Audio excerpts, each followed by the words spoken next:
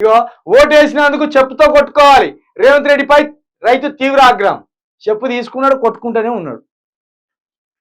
ఓట్లు వేసినందుకు రేవంత్ రెడ్డికి కాంగ్రెస్ పార్టీకి ఓట్లు వేసినందుకు చెప్పుతోటి కొట్టుకుంటున్నా అంటాను.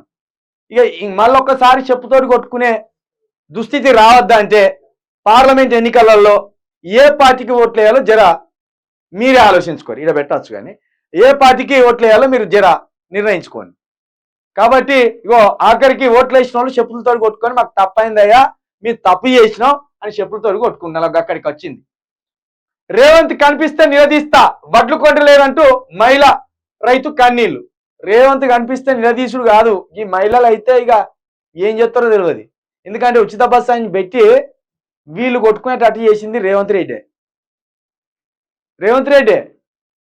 ఈ ఉన్నకాడు ఉన్నారా మహిళలు, మాకు సీటు కావాలంటే నాకు సీటు కావాలి, ఎన్ని ఉంటే అంత తిప్పు కొడితే 50-60 సీట్లు ఉంటాయి అలా.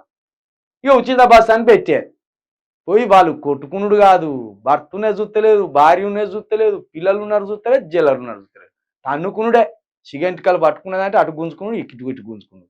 సంకలు ఉన్న పోరుడు ఎత్తాండే, పక్కకున్న భర్త ఏదో జబర్దస్త్ స్కిట్ చూసినట్టు వాడు చూస్తాండే. మరి పుసుకున్న వాడు మధ్యలో పోయినా రైకబట్టి గుంజిండు, నన్ను గుంజిండని మళ్ళీ అదో బదనం. కాబట్టి వాళ్ళు ఎంత కొట్టుకున్నా వాళ్ళే కొట్టుకొని సావని అని బస్సులు ఎక్కిన భర్తలు సైలెంట్ అయిపోతారు.